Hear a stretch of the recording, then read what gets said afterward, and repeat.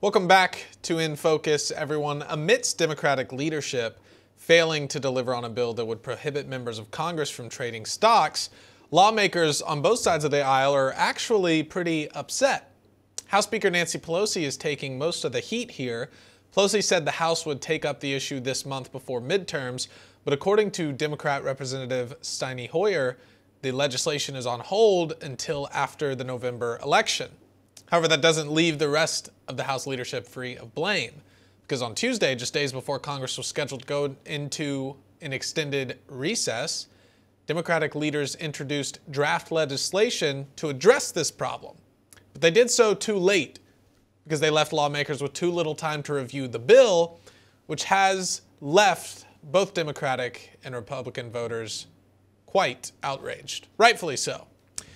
Joining me now is founder and CEO of Celebrity Motor Cars, Tom Maoli. Tom, it's great to have you on the program. I do want to talk about cars with you in a minute. But first, I've got to get your reaction to this, because obviously this is something that I personally support, not allowing members of Congress and their family to trade stocks. They accidentally introduced the legislation too late, so now they've got to put it off. Is that a coincidence or convenient for their pockets? No, I think it's a joke. It's convenient for their pockets. Yeah. They clearly knew exactly what they were doing. I mean, the reality of it is they have access to all kinds of information. They have access to bills that are coming forth that are being contemplated that CEOs don't have access to. You know, so why should they be? It's insider trading. Why should they be able to trade stock? I mean, listen, when you take this position, you're serving the public. The reality of it is you're not there to enrich yourself and better your own pocketbook. You're there to put laws in place that are going to better the public and the people that voted you in.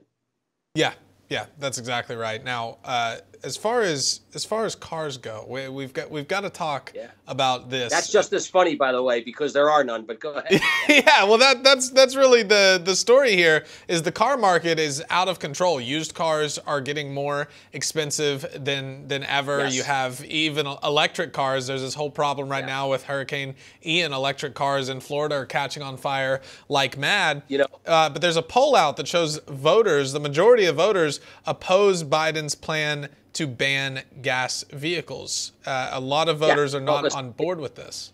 Of course, we knew that was going to happen. The reality of it is listen, electric cars have a place in the marketplace, just like hybrids, just like diesels. They have a place in the marketplace. To ban sale of gasoline vehicles, which drive this economy, is foolish. It's a bad plan. It's even worse than that. It's a recipe for disaster. It doesn't work. Look what's going on in California. They're restricting the times that people can charge cars because the grid can't handle it. Now you have the issue in Florida where cars are blowing up from the flood. I mean, how do these people get out of their homes when they can't charge their cars? Listen, the infrastructure is not there. We're at least 10 years away, and we're talking about trillions of dollars to change a system that's working. Let's make it a little bit better by putting the electric cars in place, and let people pick and choose which ones they want to use. And I go back to the age-old argument, and is that in order to create electricity, you have to burn fossil fuel. So what are we doing? Yeah, that's right. Even when you go and plug in your electric car, let's trace back where that power is coming from. Correct. It's coming from a plant, guys. So some basic math or some basic common sense here would do you a little bit of good. On the note of that poll. Go ahead. I was with somebody the other day, and I was having a conversation. We were talking about, he drives a Ford F1 pickup truck. And he said, I have to tell you, I said, what do you think about the electric concept and Ford, going all electric? He said, I think it's foolish. He said, if I put a trailer on my, the reason I have a pickup truck is because I have a trailer. If I put a trailer on my Ford F1 pickup truck, I can only drive this thing 26 miles before the battery burns out. Yeah. It's comical. Yeah, it's definitely going to...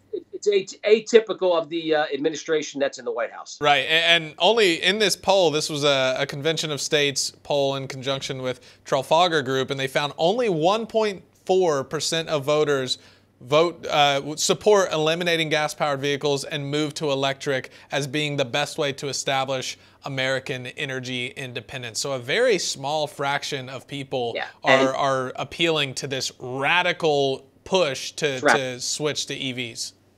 Listen, from the outside in.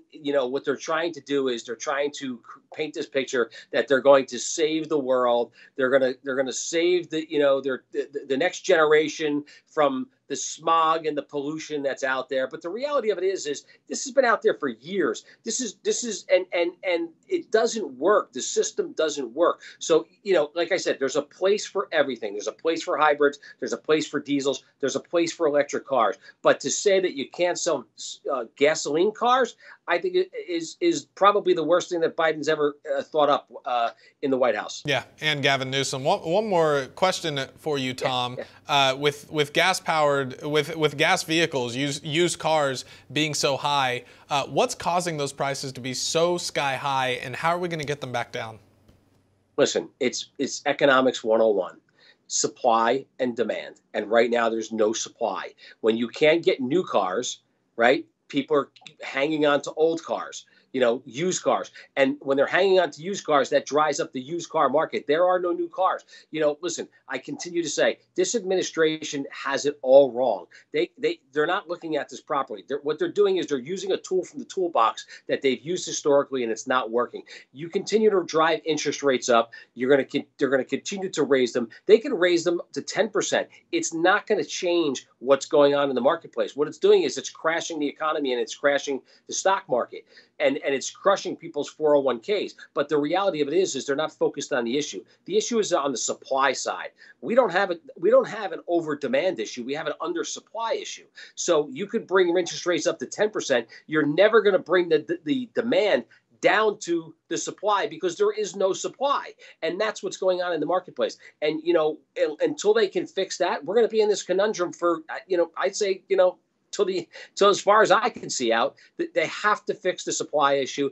And the supply issue comes from investing in manufacturing plants in the U.S., getting people back to work.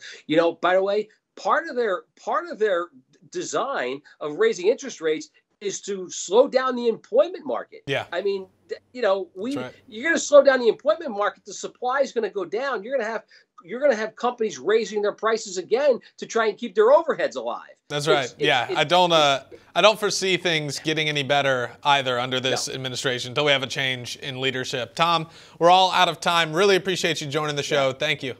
Good to see you.